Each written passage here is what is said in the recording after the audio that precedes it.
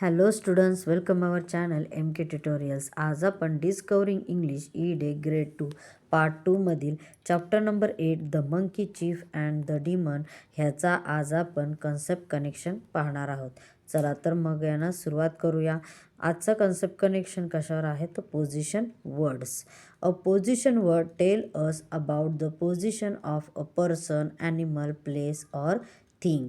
Position word आपल्याला काय सांगतं तर एखाद्या व्यक्तीची किंवा ॲनिमलची म्हणजे प्राण्यांची किंवा एखाद्या जागेची किंवा एखाद्या वस्तूची पोझिशन काय आहे, जागा काय आहे ते आपल्याला सांगतं. चला तर मग नेक्स्ट पेजवरती वळूया. फॉर एक्झाम्पलने अजून आपल्याला व्यवस्थित समजेल.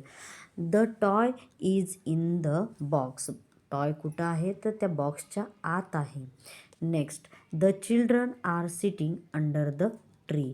मुलं कुठं बसली आहेत तर झाडाच्या खाली बसली आहेत. The fan is above the bed. Fan कुठं आहे तर बेडच्या वरती आहे. Hansi look out of the window. Hansi कुठे पाहत आहे तर विंडोच्या बाहेर पाहत आहे. The bird flew over the sea. Bird कुठे उडत आहे तर बर्ड समुद्राच्या वरती उडत आहे. The lady stood in front of the gate. ती लेडी कुठे उभी आहे तर गेटच्या समोर उभी आहे, म्हणजे इन फ्रंट ऑफ. नेक्स्ट पेजवर वळूया.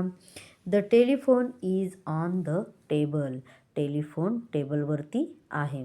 The monkey is standing under the tree. Monkey कुठे उभा आहे तर झाडाच्या खाली. Let's look at the picture. खाली जे पिक्चर आहे ते व्यवस्थित पहा. Rahul had a fruit basket in his hand. राहुलच्या हातात एक फ्रूट बास्केट होती. Suddenly he put his foot on a banana peel and he sleep. आणि अचानक त्याचा पाय बनानाच्या सालीवरती म्हणजे केळाच्या सालीवरती पडला आणि तो स्लीप झाला. The fruits flew over Rahul's head. आणि सगळ्यांना फ्रूट्स राहुलच्या डोक्यावरती होते. In the paragraph given above, the word in is telling the position of the basket. In हा आपल्याला काय सांगतोय तर ते बास्केटची पोझिशन सांगतो की कुठे आहे तर इन हिज हँड. बास्केट कोणाच्या राहुलच्या हातात आहे. On is telling the position of foot and over is telling the position of fruits. So all these words are position words. म्हणूनच ह्याला काय म्हणलं जातं पोझिशन वर्ड्स म्हणलं जातं.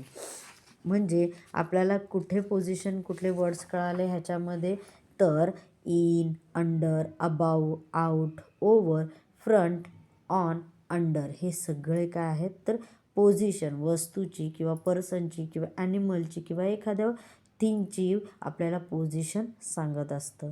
ओके स्टुडंट्स, आय होप तुम्हाला हे कन्सेप्ट कनेक्शन व्यवस्थित समजलं असेल. प्रॅक्टिस झोन 2 मी लवकरच त्याचा सेपरेट व्हिडिओ बनवेन. थँक्यू.